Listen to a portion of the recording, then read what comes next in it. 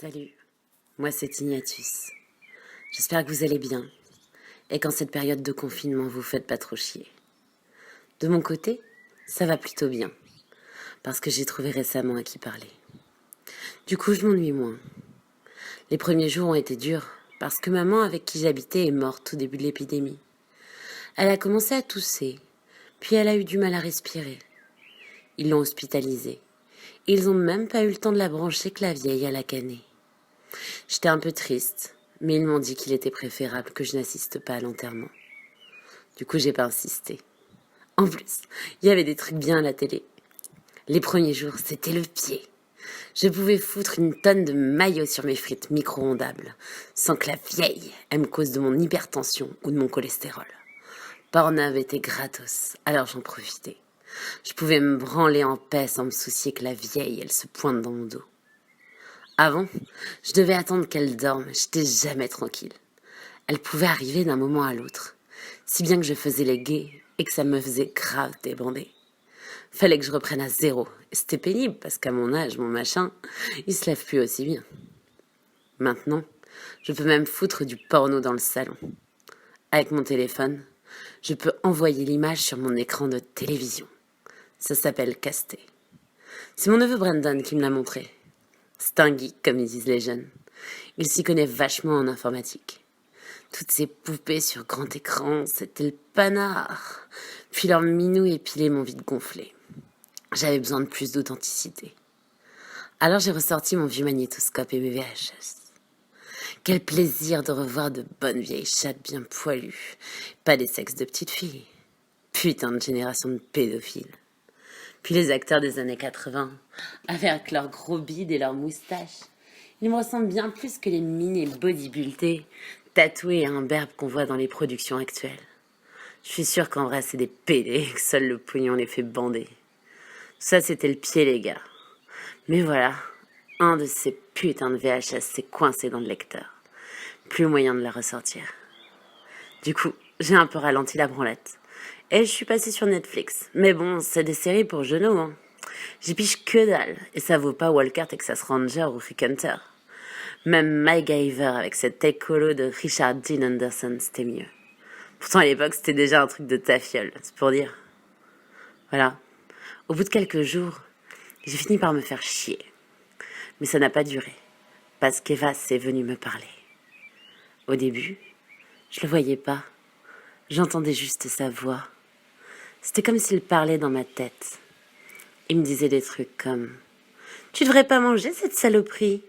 Elle te bousille la santé. » Ou « Éteins cette télé. Elle te flingue le cerveau. » C'était un peu comme une pensée. Mais j'avais l'impression qu'elle ne venait pas de moi.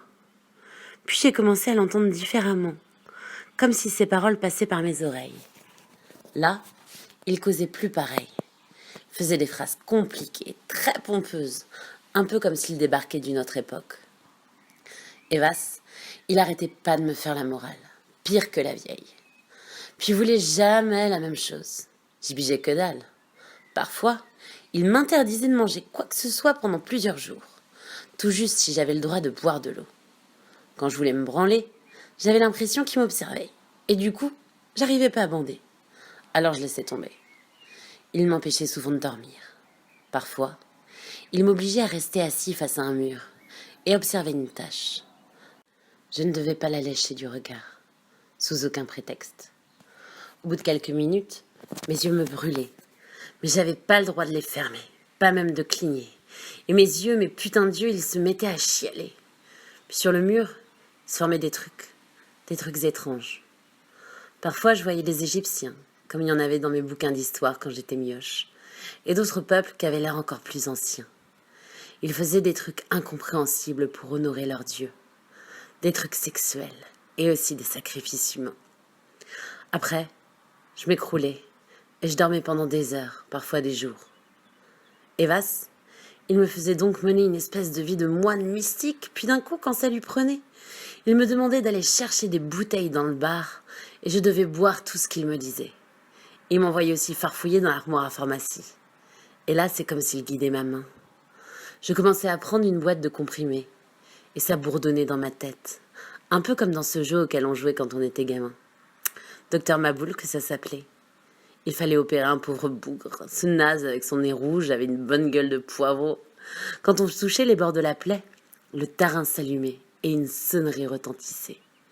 Un truc vachement désagréable se produisait. Genre comme quand tu te ramasses un coup de jus. Ben là, c'était pareil. Quand j'approchais la main de certains médicaments, j'éprouvais une sensation similaire. Et au contraire, lorsque je m'orientais vers d'autres, je sentais que c'était ce qu'il fallait que je fasse. Ainsi, je chopais les boîtes qu'Evas me désignait. Et quand je l'entendais plus causer, je comprenais que ça y est, j'avais tout ce qu'il me fallait. Alors je retournais au salon, et sans réfléchir, je faisais tout ce que me dictait Evas. Comme écraser les comprimés jaunes et les fumer à l'aide de ma pipe en regardant le soleil se lever. À midi, manger de la viande crue dont j'avais oublié la provenance en contemplant le portrait de l'archange Saint-Michel en train de mettre une branlée au dragon. En début de soirée, je me plaçais face à l'aquarium. Je picolais de la bière, du champagne, du gin, bref, tout ce qui me passait sous la main. Et comme Evas m'interdisait de bouger, je me pissais dessus. Je finissais avec les fringues complètement trempées, à grelotter toute la soirée. Puis plus tard, au milieu de la nuit, je me tournais face à la tête de bouc empaillé, le trophée d'un animal que mon salaud de père avait tué et dont il était si fier.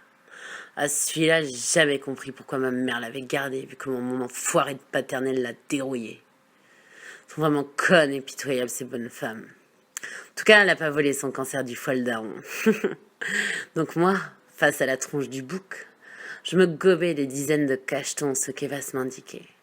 Puis je me prosternais, j'embrassais le sol et ça me faisait bander comme un taureau. Putain, je vous raconte pas comment ma bite était dure, plus dure que quand j'avais la vingtaine. J'étais comme un animal en rude, prêt à baiser tout ce qui bouge et même ce qui bouge pas. Je foutais des coups de bassin contre le sol à m'en foutre la bite en sang. Parfois, je la fourrais même dans les pots de fleurs de ma mère. Et je me sentais jouir dans le terreau, comme dans un bon vieux trou du cul bien étroit qui pas lubrifié. Putain, ce que c'était bon. C'était tellement bon que parfois j'en chialais. Ce connard de chat me regardait, il se planquait. Il avait sûrement peur d'être le prochain. Mais sans doute qu'Evas avait pour lui d'autres projets. Puis je me remettais face à la fenêtre. Et quand le soleil se levait, je recommençais. Je me réveillais au milieu des bouteilles vides, des opercules de médicaments souillés d'excréments, de foutre et de vomissures. Puis je dansais en tournant sur moi-même. Je célébrais la vie, pensant à tous ces connards qui s'emmerdaient chez eux. Moi, je ne m'ennuyais plus. Un soir, le chat et moi, on s'est regardés, puis plus rien, le trou noir. Quand je me suis réveillée, le chat était plus là, et il y avait un baquet rempli de sang à mes pieds. Face à moi se dressait le grand miroir hérité de ma grand-mère. Psyché, je crois qu'ils appellent ça. Je sais pas à quelle heure il était, mais il faisait foutrement noir. Les volets étaient fermés, et le moindre interstice susceptible de laisser passer la lumière obstruée par des couvertures. Tout était repeint en noir. Les murs, les meubles, la télé, et même ce foutu aquarium. Je vous dis pas comment. Ils devaient paniquer ces connards de poiscailles. À la puanteur de la merde, du vomi et de la pisse, venait s'ajouter l'odeur chimique de la peinture. Ça me faisait méchamment tourner la tête. Mais Evas disait que c'était bon pour ce que j'avais à faire. Je suppose qu'il parlait du fait de balancer régulièrement du sang sur le miroir en gueulant des formules bizarres. Devant le miroir, il y avait un truc qui cramait dans un chaudron.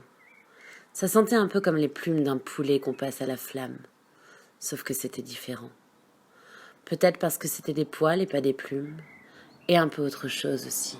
En tout cas, ça fumait énormément. Et j'avais du mal à respirer. Evas me disait de ne pas m'en faire. Et de ne pas lâcher le miroir du regard. Parce que des trucs intéressants allaient s'y passer.